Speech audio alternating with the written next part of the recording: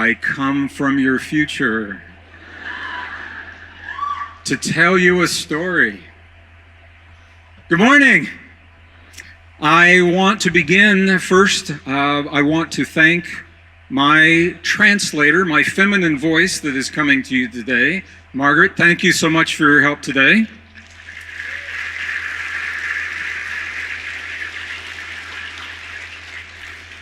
And I'll apologize to you because I don't know the German language well enough to share this program. So thank you for working with me with Christina. And I want to thank, I don't know if you can see this, but behind you it looks like Manned Spacecraft Center in Houston and NASA that is running all of the audio visual for this. These guys are awesome. Thank you for helping us to have such a beautiful program. I appreciate it. Yeah. And I want to thank Pablo for creating this event, for having the vision and the wisdom and the dedication to see this thing through so that we can all come together today. Pablo, wherever you are, thank you so much, brother. It's you. And I want to thank all of you for being here today. So I want to ask, who is in this room that is not from Basel? Wow. Okay, who in this room is not from Switzerland? I just have to ask this question right now. Who in this room is not from Earth? Okay. It's good to know. It's good to know right now. We'll just get that right out in the open. Well, I want to thank you all for being here from all the places that you have come to see this event with us today. What an awesome weekend. Marianne Williamson yesterday, wasn't she great yesterday, Marianne? Yeah. And on this stage tomorrow, you're going to see Dr. Joe Dispenza, my dear friend, my colleague, my spiritual brother. Yeah. But today you're going to see Greg Braden. Oh, thank you, thank you.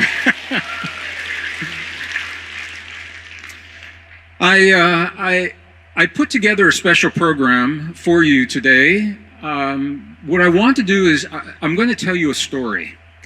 It's a true story about you and me and our history in this planet. I'm going to begin with a little science, some new discoveries, and those discoveries are going to lead us directly into the human heart. And I want to share with you techniques right here in this room that you can use when you leave this room today. So this is more than just information, more than just a lecture. Are you okay if we do it that way? The science and then the heart? Good. Well, I think this is a very important program. It's more than just a conference because our world is changing. Have you noticed our world is changing? Yeah, your country is changing, wherever you come from. My country is changing, the planet is changing. And in some programs, I talk more about the changes. I am a geologist, a degree geologist. So my background is in the sciences, looking at the big picture, the big cycles of time. And what I can tell you is that the changes, many of the changes that we're seeing on this planet are the result of a convergence of cycles. 3 big cycles are converging right now. Cycles of climate, you know about that, climate change. Economic cycles, and cycles of human conflict. I recently had the opportunity to speak at the United Nations in New York with another dear friend and colleague, Dr. Bruce Lipton. How many of you know Bruce Lipton's work? Yeah. So Bruce Lipton and I were invited to speak at the United Nations in New York to share our perspective on what's happening in the world, why the changes are happening, and where we're going. So in other programs, I would talk more about those changes. But today I want to talk about how you and I deal with the change, less about the change itself. But what I want to say is for the first time in 5,000 years of human history, our planet is becoming globalized.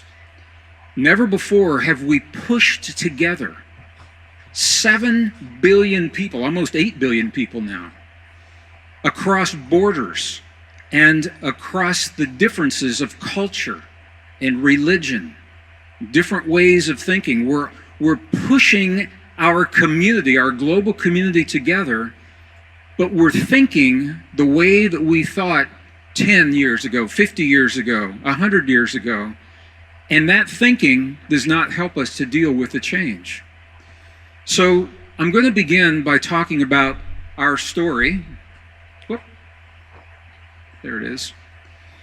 There's an American author, his name is Scott Turow.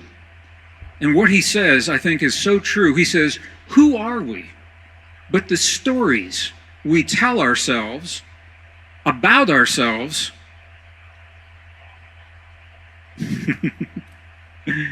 and believe. There it is, right there.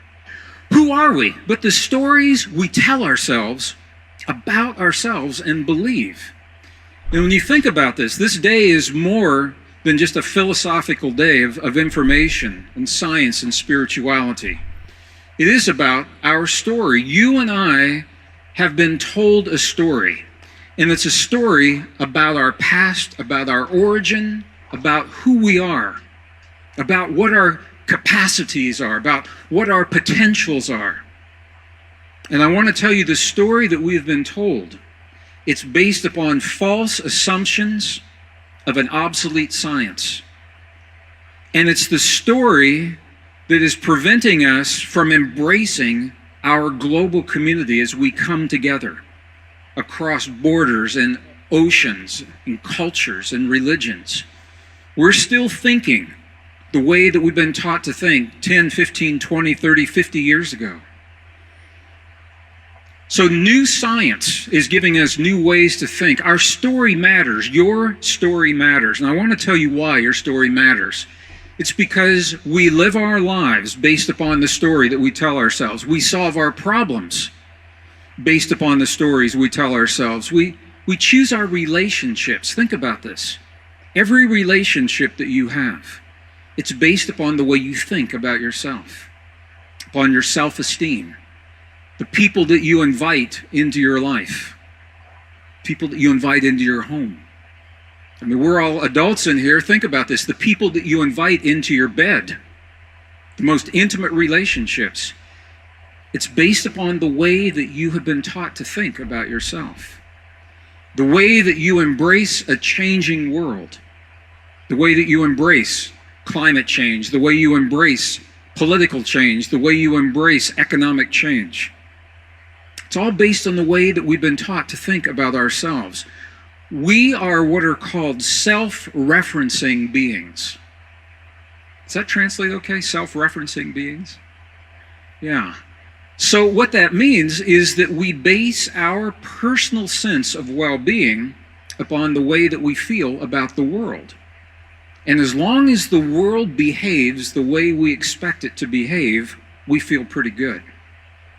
When the world begins to change, if we don't know who we are, if you don't know who you are, at the core of your being, if you don't know who you are, then that world that changes, it can be very frightening. And you're seeing that happen right now. Because we live in a world where we have been steeped in a story of powerlessness, separation, competition, conflict. We're going to talk about this a little bit. This is part of the story that we have been told about ourselves, but it's not true. But it's based upon the ideas of separation, competition, and conflict that we're trying to embrace this change in the world. And the result of that is the world that is unfolding right now. It's the world of chaos that we see right now. We live our lives, we solve our problems, we choose our relationships, we heal our bodies based upon the way we've been taught to think about ourselves. So when you really begin to consider this day becomes much more than a philosophical conversation about our stories. Because what we're going to talk about goes right to the core, to the very core of the essence of who you are, what your potential is in this world. And the bottom line for me, this is why it's so important, where does our story come from? We have a collective story. We have personal stories. Our personal stories, they come from our family, come from our society, from our community, from our religion, from our textbooks, from our classrooms. Our collective stories reflect this. So let me ask you, what if the story that we have been told is wrong? What if we've been told a story that's not true? You've been told that you're powerless when it comes to healing your body. What if that's not true? You've been told that you're separate from the very planet that you live on. You've been told that you're separate from one another. What if none of that is true? This is what the new science is actually showing us. I've spent much of my adult life searching the wisdom of those who have come before us to understand our story. I wanted to know who our ancestors were and what was the story, the collective story that our ancestors have shared. And some of you have been with me on some of the journeys. My journeys have taken me to some of the most amazing places in the world. I love this picture because people say, Greg, your journey is documented by the length of your hair over the years. And the color of your hair over the years. But my journey has taken me to some of the most amazing places, some of the most magnificent monasteries in Tibet. Some of you have seen this, maybe been to this place. Some of the most isolated and remote and beautiful and magnificent and pristine places left in the world. Very few people go to some of these monasteries. It was in this particular monastery that I had the opportunity to see the library that preserves the story of the Tibetan people, the story that they tell themselves. So I want you to see, we walked into the library, it was completely dark. This is what it looked like. It's my very famous National Geographic photograph, the dark library. But when the lights came on, this is what we saw. So what you're looking at is the corner of a library of ancient books. It's about as tall as this theater. It's about 3 stories tall. These are Tibetan books. They are loose pages that are sandwiched between the covers. And when we open those pages, each page tells a story. And it tells a story of our past from a spiritual perspective. Now, I'm sharing this with you as an example because it's in the libraries of these ancient monasteries in Egypt, in Peru, and Bolivia, and Tibet, and India, and many other places where we find the best records, the best preserved records of our past. And it's in these places where we begin to find the essence of a story that we used to tell ourselves a long time ago.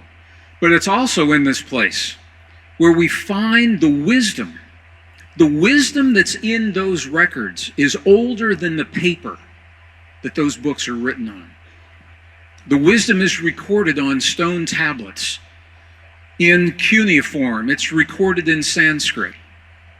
The wisdom is recorded in our most ancient and cherished spiritual traditions. That wisdom is at the root of the great religions of the world. That wisdom is at the root of the Hebrew traditions, the Tibetan Buddhist traditions, the traditional Buddhist traditions. It's at the root of the Hindu traditions. It's at the root of the Christian Old Testament. It's at the root of the Christian New Testament. When we go back far enough in time, the story of our past begins to look very, very similar, and the differences don't seem so great. And that's the value of spending time in these places and being with the people. I've had the opportunity to study with the people who live the traditions recorded in the monasteries. And I've spent time with the monks and the nuns, and this particular man is an abbot in Tibet. I've had the opportunity to spend the time with the ladies, the nuns. Isn't she beautiful? Isn't that a beautiful nun? Yeah, I've had the opportunity to work with the shamans. This shaman is from Peru. and the healers and the yogis and the mystics, the curanderos that we find in these places. The shamans in Peru, this is the shamans in the Yucatan of Mexico. Had the opportunity to spend time with the women who are anchoring this powerful feminine wisdom that is now coming back into our world. The feminine wisdom of compassion, the feminine wisdom of intuition, feminine wisdom of the heart. And I'm sharing all of this with you for a reason. So I'm going to stop right here. I want to ask, Marguerite, how are we doing? The translation, am I too fast, too slow? Are we good? How are you guys doing? Are we okay? The sound is good? Okay. Should I start talking faster now? It's good. Thank you. Thank you, Margaret. I'm checking now because if we wait for an hour and find out it's not good, that's not good.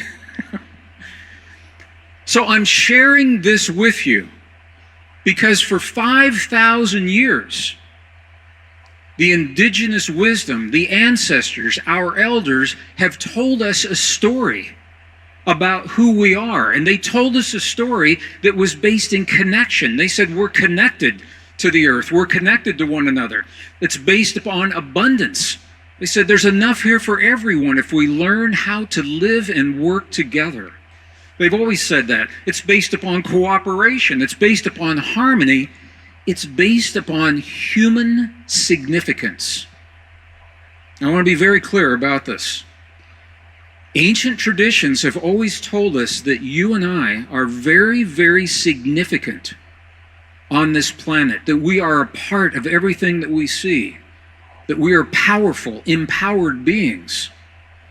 And that's very different from what you've been taught. This is the story of our ancestors. Okay, connection, abundance, cooperation, harmony, significance, 5,000 years. 150 years ago, Charles Darwin and other scientists began to tell us a new story. And this is the story that you were taught. I was in school in the 1950s, the 1960s, early 1970s. It's the story that I was taught. It's the story that your children and our children are being taught right now. Science is teaching us a story of separation, not connection. A story of scarcity, of competition, struggle, conflict. It's a story of insignificance. Science teaches us that we are the result of a process that is called random genetic mutations, evolution, that we came along late in the game and that we are very insignificant in this world. And that's important because when we teach our young people they are insignificant, their self-esteem drops. They feel powerless, they feel helpless, they feel fearful. And you're seeing this in our young people today. Our young people, the cyberbullying, where they bully one another on digital media. A high rate of teen suicides. Nobody wants to talk about it, but it's out there, it's true. You're seeing this in the hate, the growing hate that is happening throughout the world today based upon religion, based upon the color of our skin, based upon our sexual orientation. It's all because of a way of thinking. So if we're going to create a better world, if we're going to create the world that Marianne talked about yesterday, we've got to think differently. Would you agree with that? Yeah, we've got to think differently.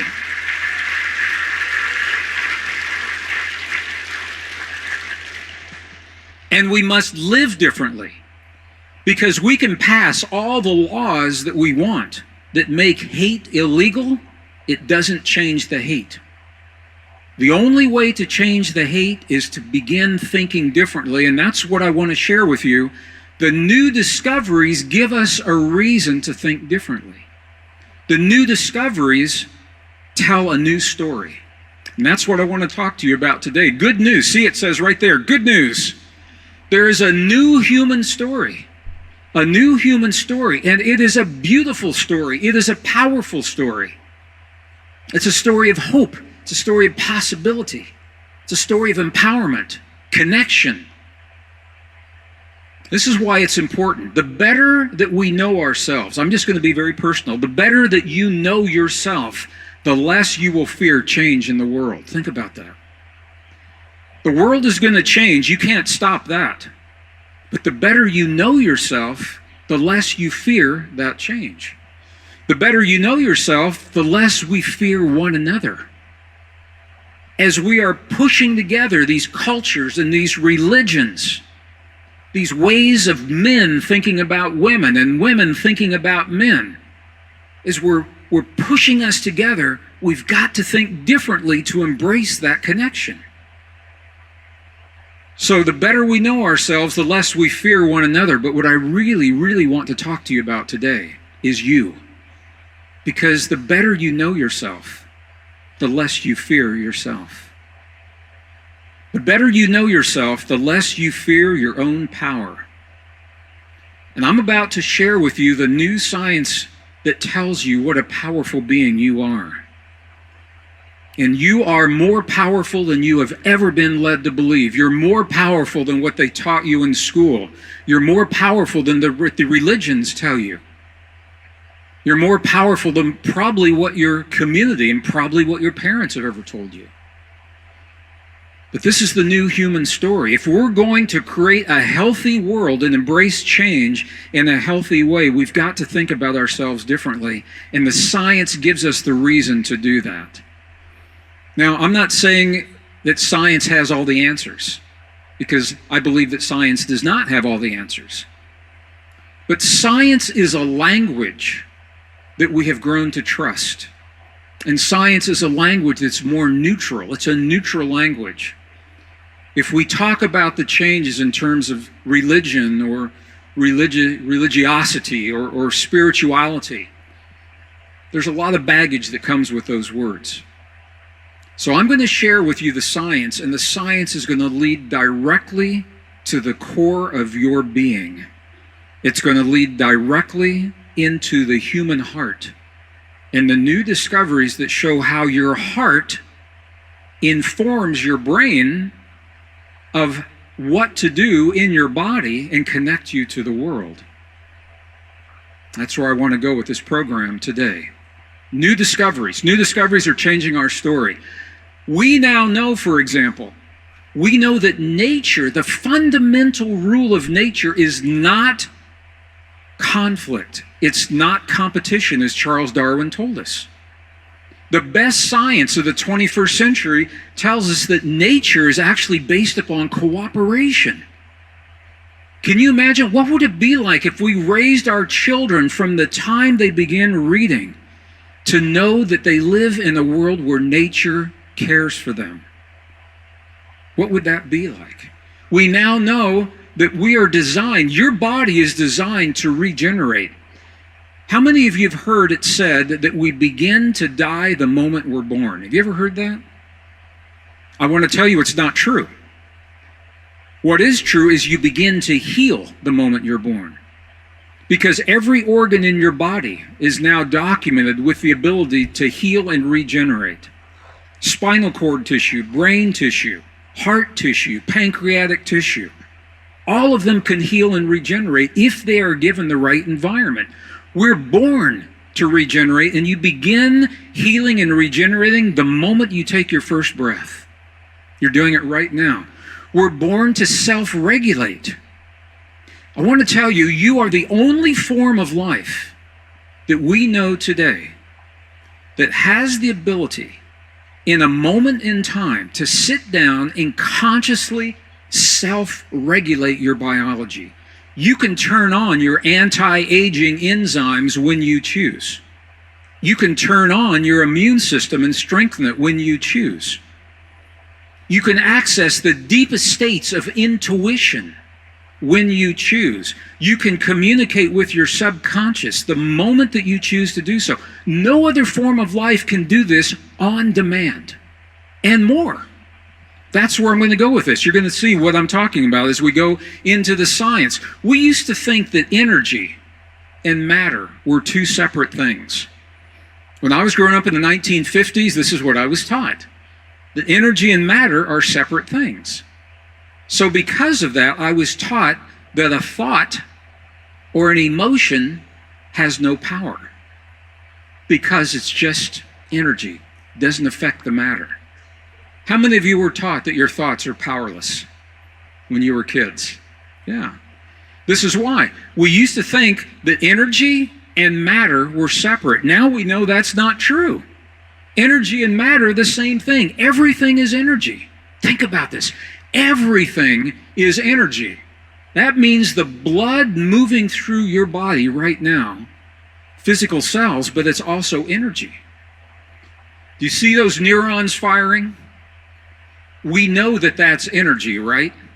These are neurons in the human brain. You know that that's energy. But everything is energy. That means the actual cells that are carrying information, that's energy. And if that's true, it means that you can change those cells to carry different energy. This is what Joe's going to talk about tomorrow. Neuroplasticity is what it's called. So we know everything is energy. We used to think that evolution, Darwin's idea of evolution was our story. We used to think that we began as primitive forms of life that evolved to the point where we are today. And I want to tell you right now, if you have not heard this, the new science based upon DNA tells us what? Is that true? Absolutely not. Now, this is a problem. It's a problem for the textbooks, it's a problem for the classrooms, it's a problem for the teachers. But it's not a problem for the science. So with your permission, what I would like to do is share with you the science that overturns 150 years of thinking when it comes to you and me and our origin and where that new story leads. Do I have your permission to do that? Are you sure?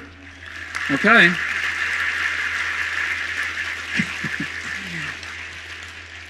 And I want to say, if there are any young people in here today, what I'm sharing with you, please do not confront your teacher, because your teacher can only teach what they know to be true. And this is not being accepted in the mainstream classrooms, in the mainstream textbooks. Let me tell you why. There's a battle. There's a battle that is playing out in our world today to maintain what is called the standard model. The standard model of where we've come from, who we are, what our capabilities and what our potential are all about. There's a battle. And that battle is playing out in the classrooms and the textbooks, but the new discoveries have changed everything based upon DNA. Now, in German, it's not DNA. What is it, ADN? What is it? DNA? Okay, I was just in Mexico City, and it was ADN, and I thought, why did they do that? I don't know. So I want to share with you these discoveries. Okay, so I want to tell you right now that human evolution, the story of evolution itself, evolution is a fact. Let me say this. I'm a geologist, and I have seen evolution in the fossil records. I've seen it for plants. I've seen it for insects. I've seen it for animals. When it comes to humans, the story breaks down. Okay, so I'm not denying evolution. I'm just saying it's not the human story. The story has been that we began as primitive forms of life and we evolved to what we are today. That story is not supported by the fossil evidence. It's not supported by the DNA evidence. Something happened right here. Evolution was occurring. Something happened right there 200,000 years ago. We don't know what that something is, but it tells us that the story of evolution breaks down. So I'm going to share a series of discoveries with you. New reasons for a new story. All right, discovery number one. You ready? Here we go. Ready? All right, discovery number one.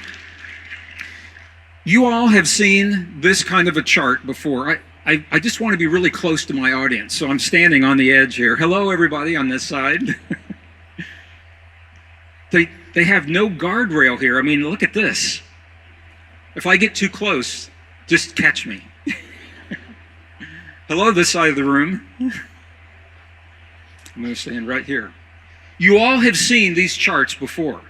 They say that modern humans are here and that these lines, the green lines, connect us to these other forms of life. From where you are sitting, can you see that the green lines are broken lines? Can you see that from where you are? Yes? The green lines are broken lines. They are broken for a reason, because there is no physical evidence that has been found in 150 years that connects us to these forms of life. This is called an inferred relationship or a speculative relationship. These relationships are believed to exist, however, no physical evidence has been found to support them. Now, this is a problem because it is taught as fact in the classroom, even though there is no scientific evidence to support this idea right here. All right, so number one, discovery number one, no physical evidence. We already knew that. Discovery number two, this is where it gets really interesting, the DNA evidence. How many of you saw the movie Jurassic Park? Anybody see Jurassic Park? Okay. Jurassic Park used to be science fiction. In Jurassic Park, they pulled the DNA out of the bone marrow of fossilized dinosaurs. Today, we can pull the DNA out of the bone marrow of fossilized remains that are millions of years old. We're doing that right now. Now, to the best of my knowledge, we haven't made a dinosaur. I don't think we've done that yet. But we can now pull the DNA out from the fossilized remains of the beings that used to be thought of as our ancestors. So I'm just going to share with you something that happened right here. 1987. 1987, from a cave in northern Europe, right on the edge of the Europe-Asian border, scientists discovered deep in the earth a cave of the preserved remains of a Neanderthal baby girl. Now, you all have heard of Neanderthal, right? Neanderthal is supposed to be our ancestor. I know I'm in German country, so it's Neanderthal, right? Neanderthal. Okay. So they found this baby girl preserved in a way that we had never seen before. And they pulled the DNA out from her ribs. These are her ribs right here. And they were able to build her genome and compare it to our genome.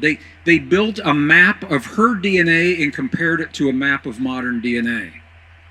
Now, she was dated, carbon dated about 30,000 years before present.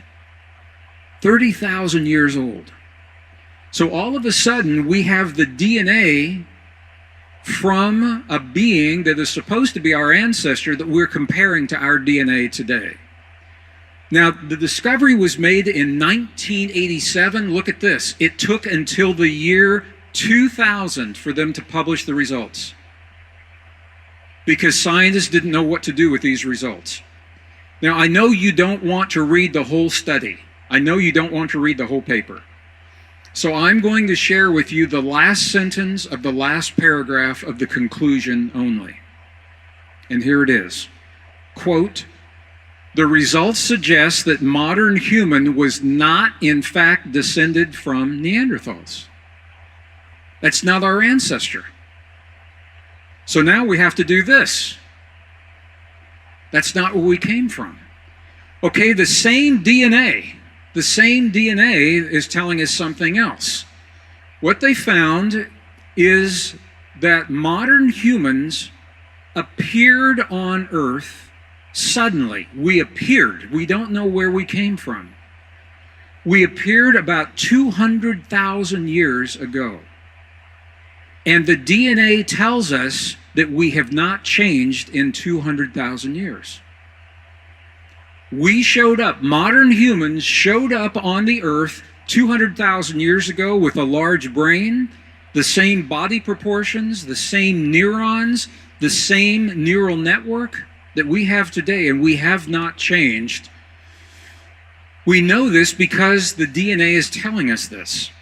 This is a problem for the theory of evolution when it comes to humans, because it shows that we did not evolve slowly, gradually over a long period of time. Does that make sense if I say that? Yes, no? We did not develop slowly, gradually over long periods of time. We showed up, and we don't know exactly how this happened. But I want to show you what the DNA is telling us if you want to see it. Okay, well, let me show you. We showed up 200,000 years ago as what scientists call anatomically modern human, AMH, anatomically modern human. So if you look at anatomically modern humans, the way they looked, they say we haven't changed much from the way that we look today, very similar. Okay, I'll change it then. I'm just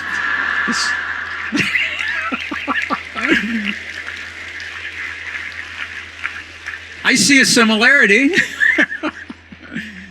No, the point is that we have not changed in 200,000 years. They looked 200,000 years ago pretty much like we look today, because the DNA is the same.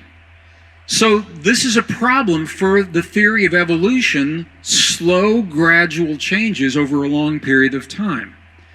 So modern humans appeared suddenly 200,000 years ago with all of the capabilities that we have today. Two questions: how and why? All right, scientists cannot tell us why, but science can tell us how. Science can tell us exactly how this happened. This is discovery number 3. This is the most technical thing that I'm going to share with you today. There are a number of chromosomes in your body that are mysteries. We don't know where these chromosomes came from. And one of the most mysterious is chromosome number 2. I want to talk to you about chromosome number 2. It is the second largest chromosome in your body. It makes up about 8% of every one of your cells. It's a very mysterious chromosome. Look at what it does. The purpose of human chromosome 2 is it gives you the neocortex, the big part of your brain that makes you human. Because of human chromosome 2, you have the uniquely human capacities of empathy, sympathy, compassion, emotion. The things that make us human are because of the neocortex. That neocortex exists because of human chromosome number 2. Now, there's some new discoveries that have been made, and I'm going to show you, this is so new. One of these discoveries was only made in August of this year, 2018. Most brain scientists don't even know what I'm about to share with you. Okay? Brand new discovery. So here is this. Well, I haven't shown you yet. Here's the neocortex right here. Everything you see in green right there. There are 6 layers of the human neocortex, and they are made possible because of human chromosome number 2. If chromosome number 2 wasn't there, we wouldn't have that neocortex. We wouldn't have the ability of empathy, sympathy, compassion, self-regulation. We wouldn't have that. Now, I want to share something with you. This is the new discovery. It was only announced in August of this year in the scientific journals. And this caught scientists off guard. They discovered a new form of neuron in the human brain, and it only exists in the human brain. A new neuron only in the human brain. All right, this is what it looks like right here. It doesn't look like a typical neuron. This is, let me show you an enlargement here. This is what it looks like right here. This is a computer-generated image of the new neuron. Look how complex this neuron is. And this is an actual image of the neuron. It is called the rose hip neuron. And this neuron is only in the human brain, and it is a neuron whose purpose, the purpose of this neuron, is to regulate the flow of information and consciousness. So when we begin to look at why we have the ability to self-regulate, the ability to communicate in other dimensions and other forms of life, scientists now believe that this neuron is playing a significant role in doing that. It's so new, they're only beginning to understand this. At the same time, they found another neuron, a single neuron that wraps completely around the brain, integrating the brain. So this is brand new territory. We're only beginning to understand what's happening in the human brain. All this is possible because of human chromosome number 2. So the question, can you see where chromosome 2 is pretty important? Can you see that? Yeah. When you begin to see this, you say, wow, where did human chromosome 2 come from? Where did we get the ability to do all of this? If evolution is not responsible for us emerging 200,000 years ago, where does this chromosome come from? Well, what I'm going to show you is a mind blower. I'm going to share the science, and then I'll explain in easy terms what the science is telling us. But let me show you the science right now. Where did human chromosome number 2 come from? Here's a paper that is the proceedings from the National Academy of Sciences. The volume is called Genetics. And I love this. You know, when a scientist makes a discovery and they want to claim credit, they say, I discovered this. But when a scientist makes a discovery and they think it might be controversial, they tend to say, we discovered this.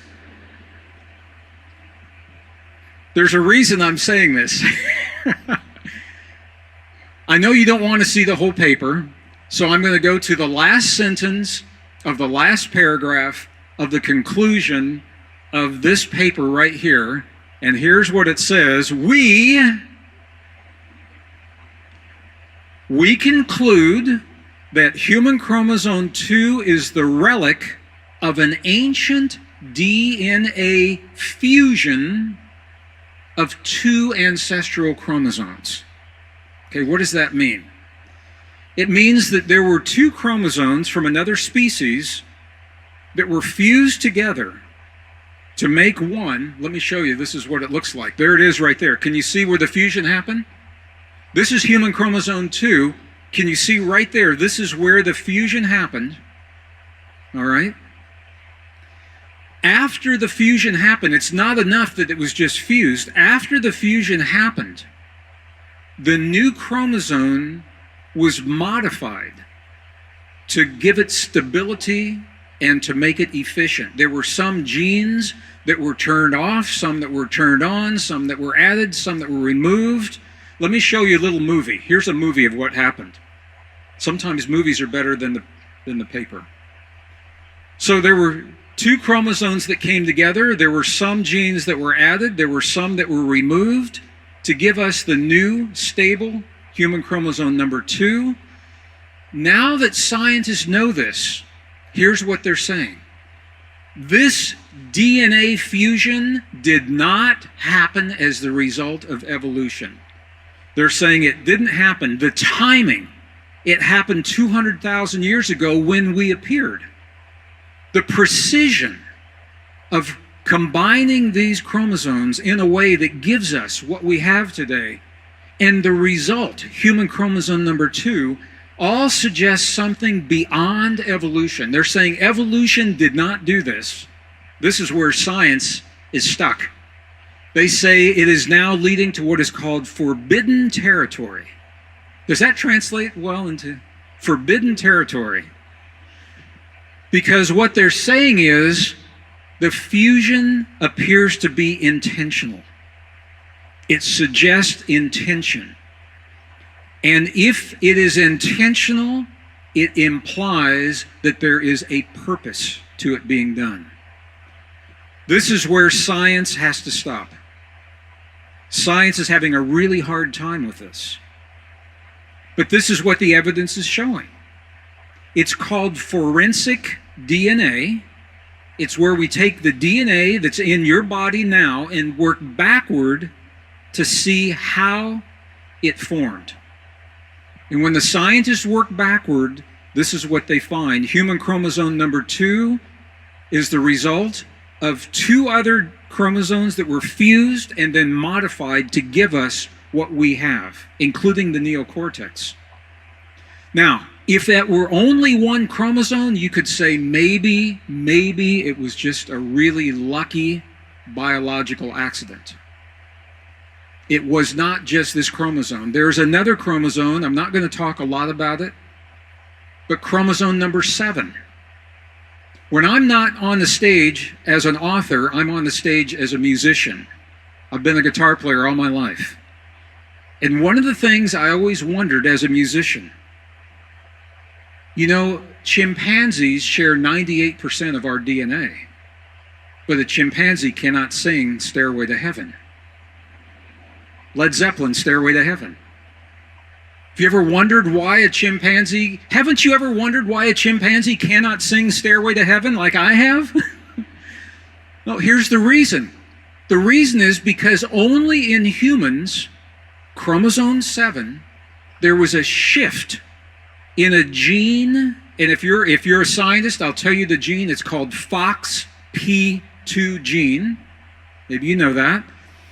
FOXP2 gene in humans connects our tongue and our mouth and our jaw and our brain so that we can sing and have complex language. No other primate has that. Guess when it happened? Guess when it happened?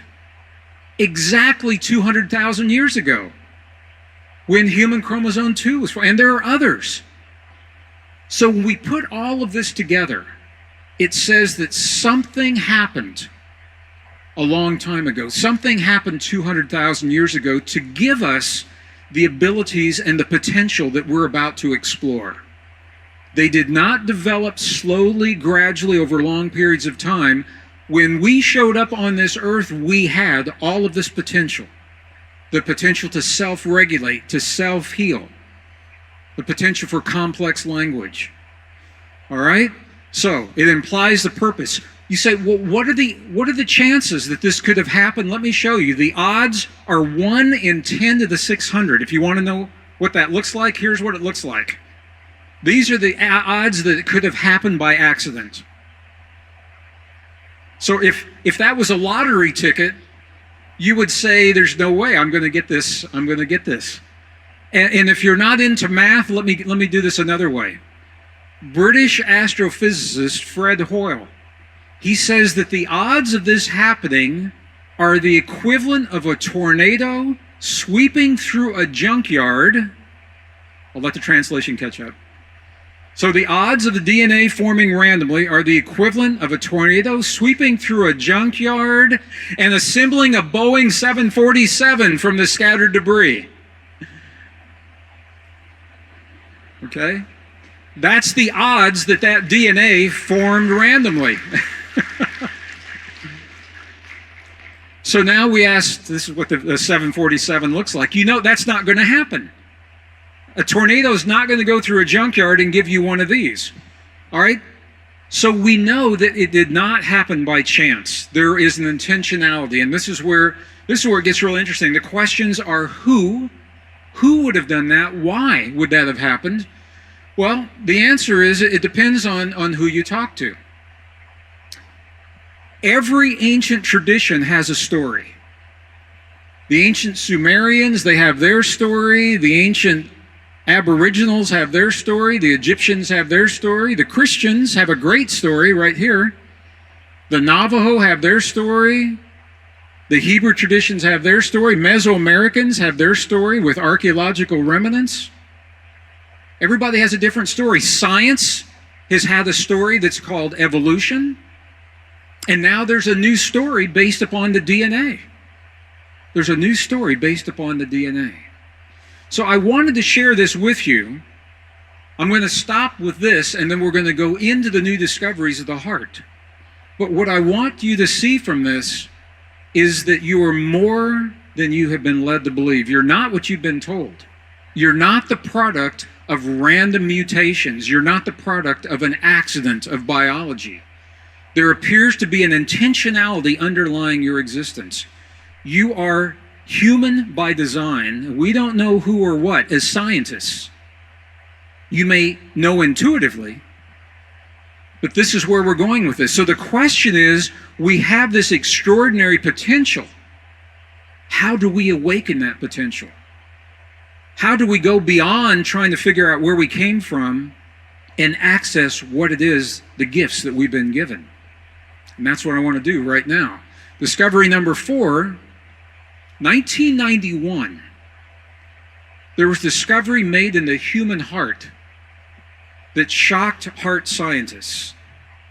They discovered that there are about 40,000 special cells in the human heart. They're called sensory neurites. These are like brain cells, but they're not in the brain. 40,000 brain cells, but they're in the heart. And they're concentrated in a way that is called the little brain in the heart. Okay? So these cells, this is what neurons in the brain look like. Okay, and you've all seen what these look like.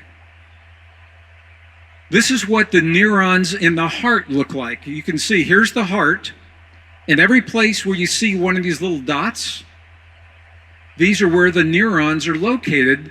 They are around the arteries, around the places where the blood comes in and where the blood leaves. Now think about what this means. We've been taught that the brain is the master organ in the body. And now we know that's not true. The brain receives the instructions that tell it what to do from the heart. And the heart creates those instructions through your perceptions of what you feel about the world. Do you feel safe in the world? Do you feel threatened in the world?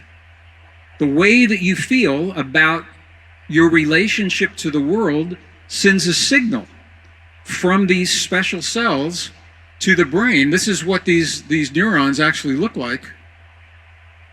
And this is what the little brain in the heart looks like. This is what the neurons look like in the heart. So why is this important? Look at this.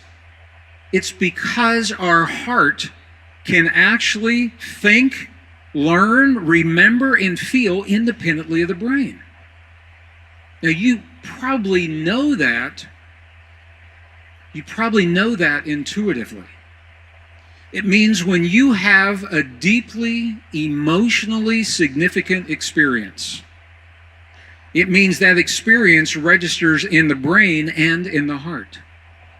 And if you have been hurt in life, if someone has betrayed you, someone has lied to you, if you have lost someone that you love and care about, those deeply emotionally significant experiences, and you try to heal it only through the brain, sometimes it's not enough. Would you agree?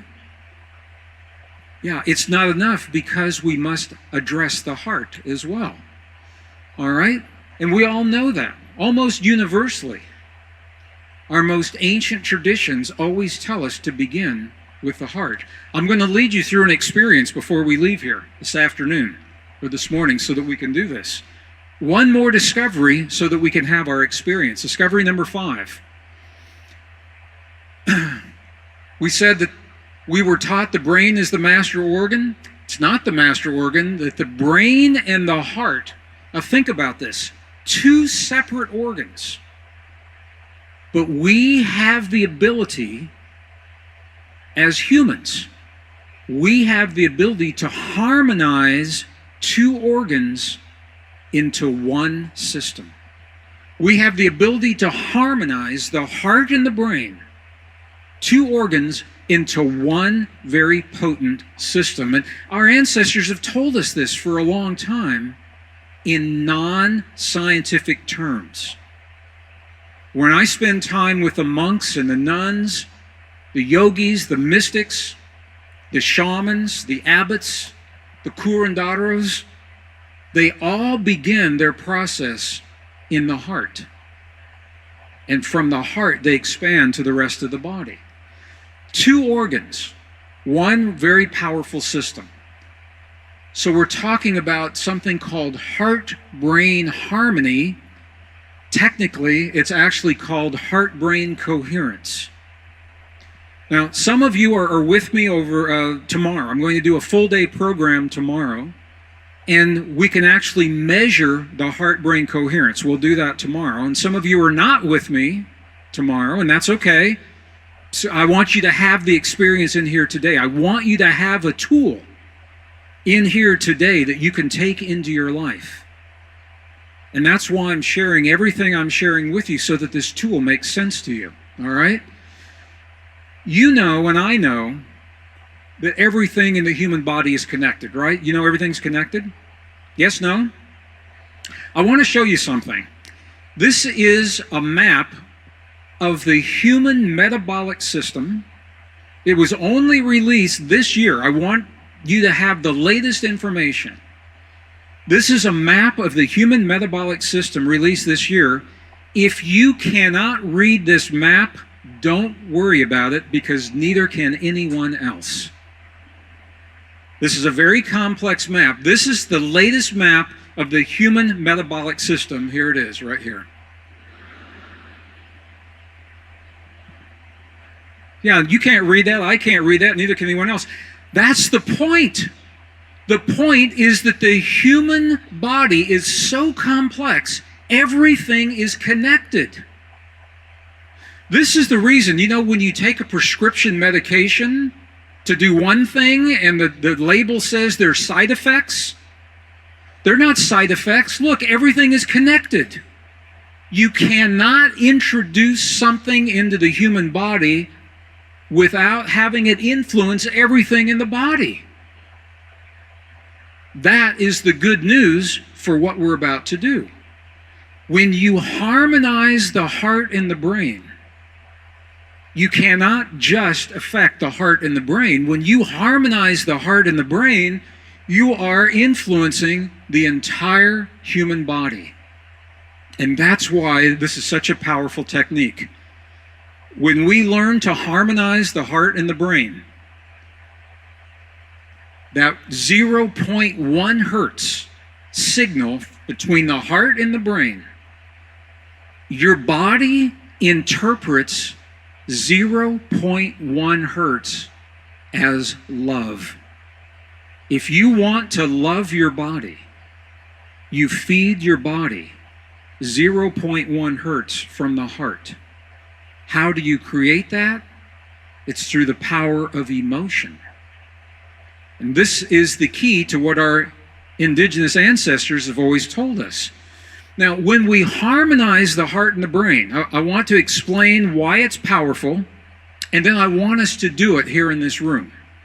I want us to have the experience. Pablo, where are you? Pablo? Pablo, are you here? Okay, we started a few minutes late, so I'm going to go a couple of minutes over, okay? Is that all right with you? I want my full 90 minutes with you. Right, thank you. Thank you.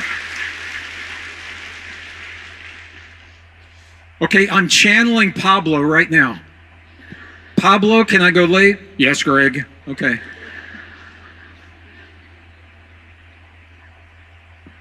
Don't go, Shane. I was thanking Pablo. All right. I'm going to share with you in just a moment a technique to harmonize the heart and the brain. Many people have interpreted this to be the end of the process, and what I want to tell you is it is only the beginning. Once we harmonize the heart and the brain, that is the beginning. From the place where we begin that heart-brain harmony, once we harmonize the heart and the brain, we have access to what is called super longevity. Just by doing what we're going to do, just by doing it, that 0.1 hertz triggers the longevity enzymes to release the chemical in your body that makes you younger. So you are all going to be younger in 15 minutes than you are right now. Okay, now it's true. It's true. You think I'm kidding? It's true. Just when you flood your body with 0.1 hertz, your body interprets that as love, and it will heal, it will repair, it will rejuvenate, and it will release the enzymes that trigger the healing of the DNA at the ends of every chromosome, called telomeres. It begins to heal those from that 0.1 hertz, all right? Super immune response. You're all going to be healthier in 15 minutes than you are right now because you will have a stronger immune system, all right? You will all have direct access. It's from this place. When we create heart-brain harmony, it moves you into a space. 2 organs, 1 system. When you harmonize the heart and the brain, it allows direct access to your deepest intuitive intelligence, to what is called your heart intelligence. When you find yourself in a place in your life where something happens and no one has the answer, you always have the answer, and it's in your heart. Now, tomorrow I can explain more why, but without even explaining, I just want you to know that what we're about to do, when we create that heart-brain harmony, once you're in that place, that is where you would ask the deep questions that no one else can answer.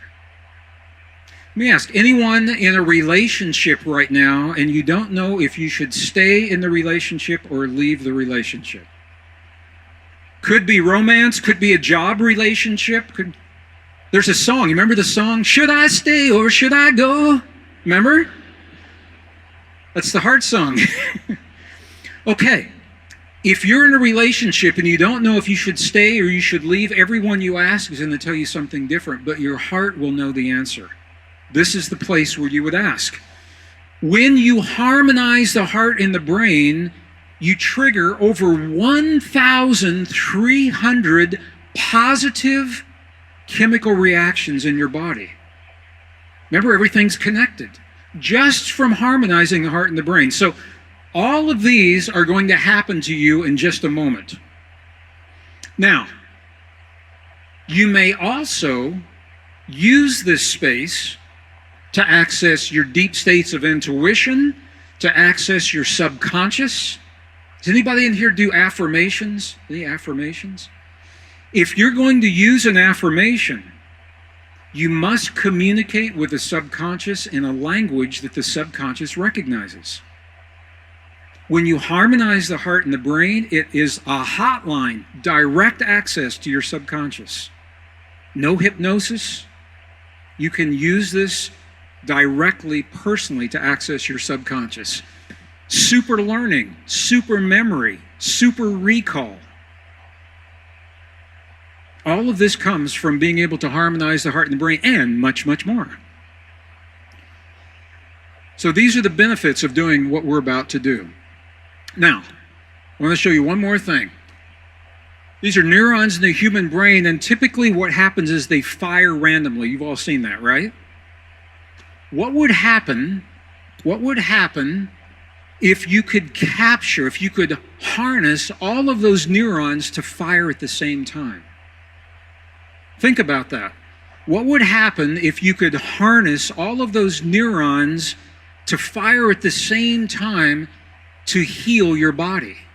What would happen if you could harness all of those neurons at the same time to give you access to deep intuition? What would happen if you could harness all of those neurons at the same time and direct that energy into your subconscious affirmations? Let me show you what this would look like. This is another brain, and I'm going to show you, this is in the laboratory.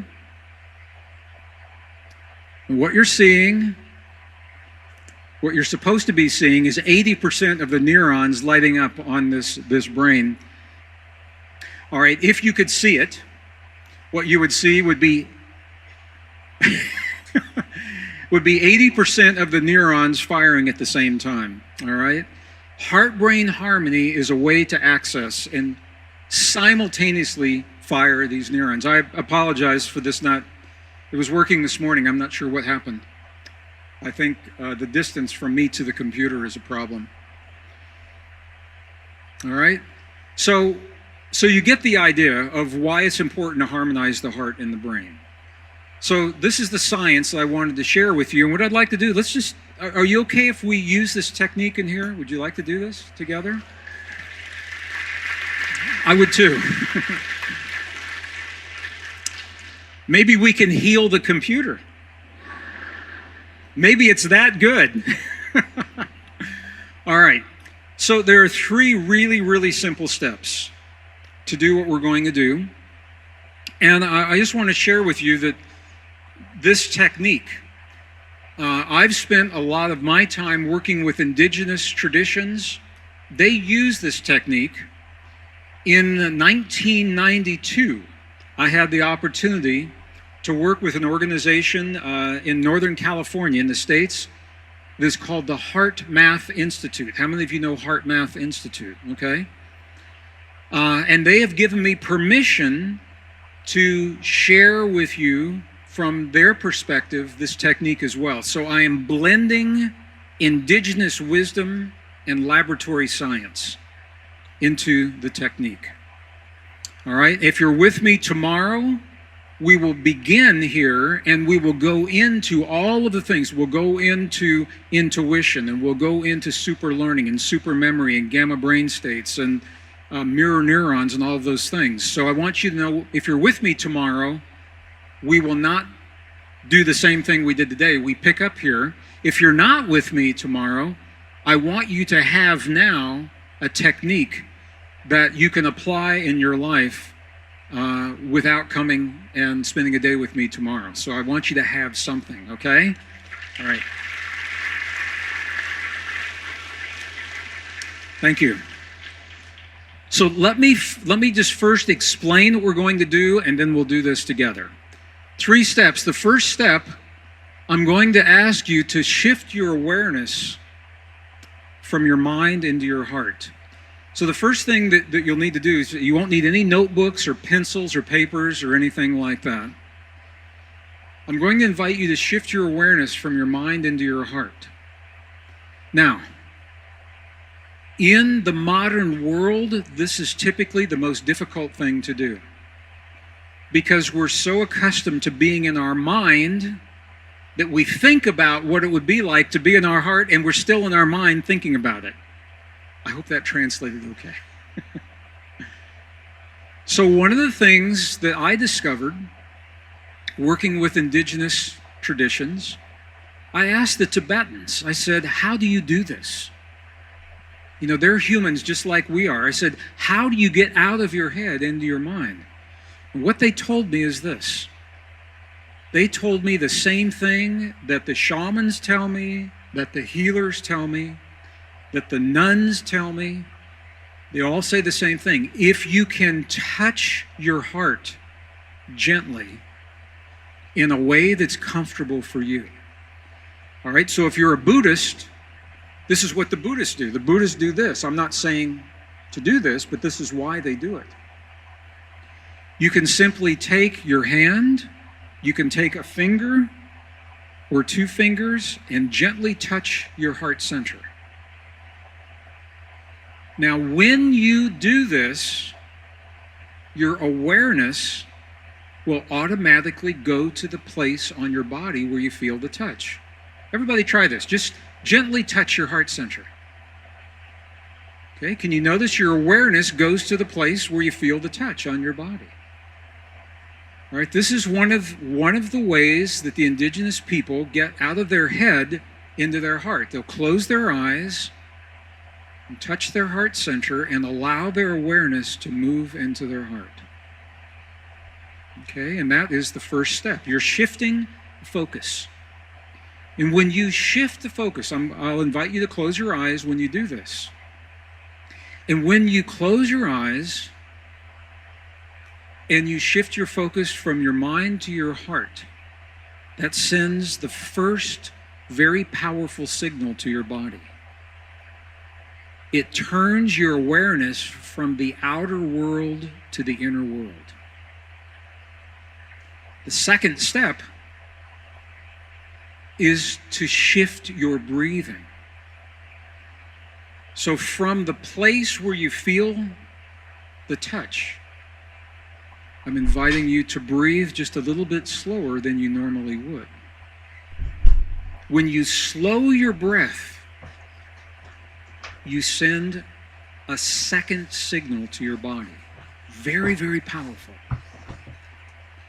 When you slow your breathing, you are telling your body, I am safe. I am safe. Just by slowing the breathing. This sends a very powerful signal to your parasympathetic nervous system. And it allows you to go into the healing and regeneration mode. Second step. Okay, the third step is about creating a feeling, an emotion. And what the scientists have found, I'm not sure how this will translate into German.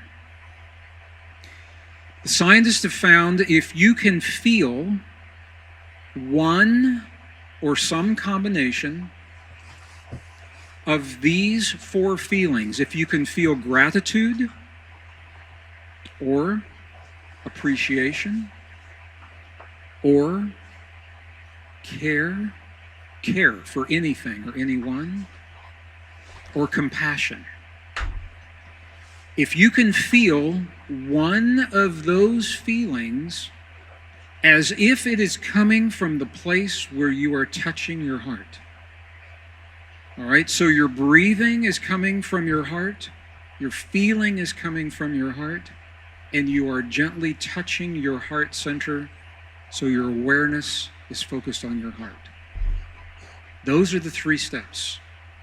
So what I'd like to do this together. And we'll need some audio support. We should have audio on this. Okay, thank you.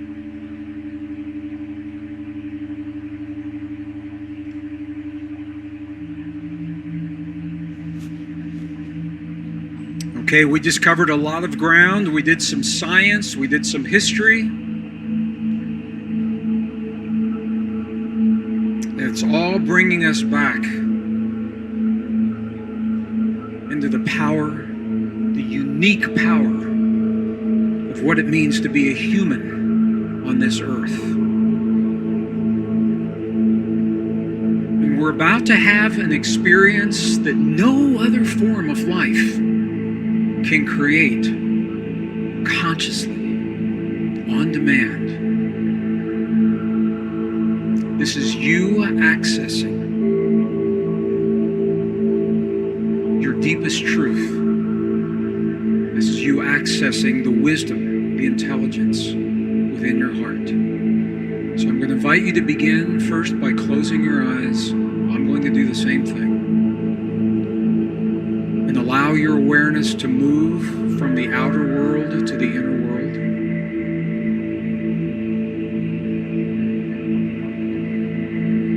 I'm inviting you to shift your focus from your thinking mind into your feeling heart. And if it helps you to gently touch your heart center in a way that is comfortable for you, this is the time to do that touch. Just gently touch your heart center. And allow your awareness to go to the place where you feel that touch.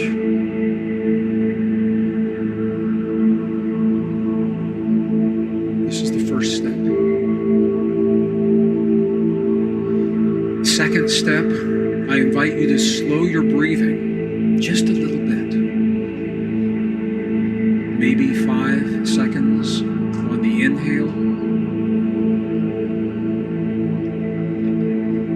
Pause.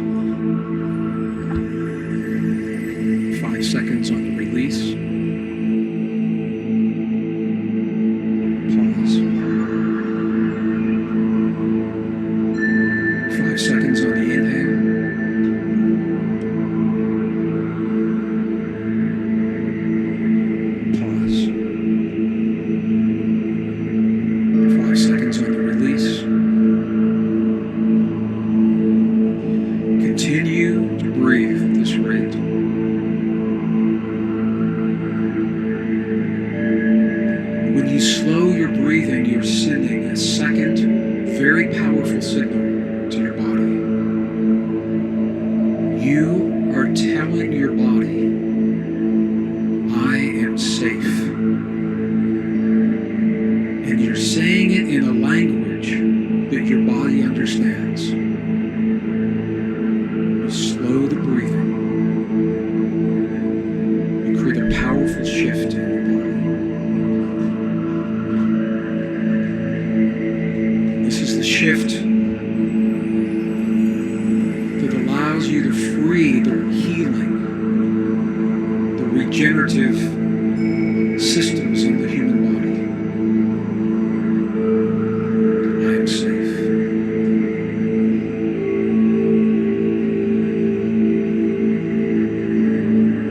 The third step.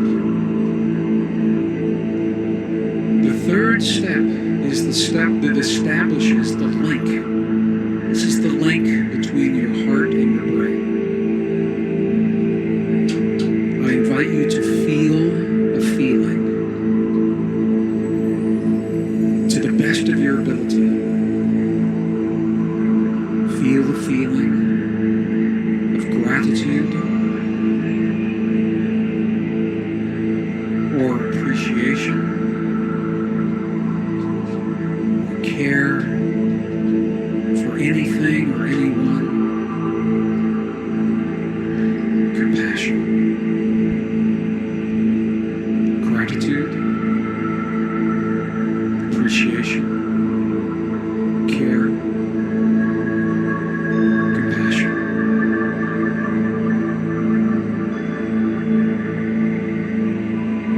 To the best of your ability, hold the focus of this feeling in your heart at the place where you're touching your heart. Remember to breathe into this space. I'm going to do the same just for a few seconds right now.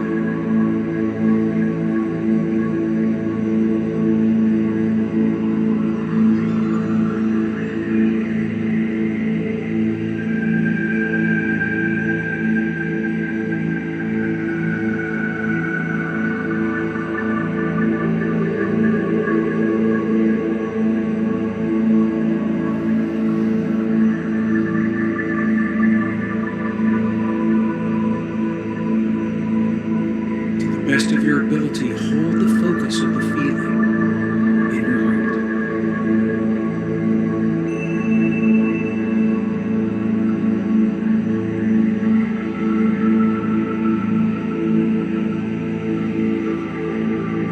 Breathe as if your breath is coming from your heart.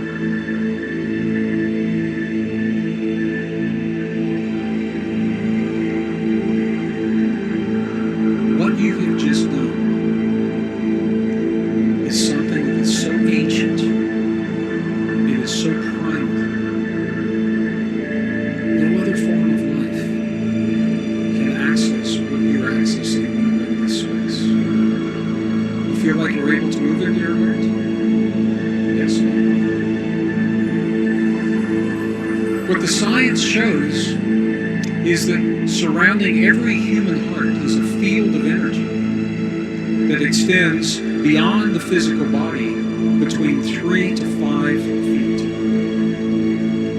So there are over 1,000 of us in the room. There's over 1,000 hearts in the room. But we're all within 3 to 5 feet, so what does that mean?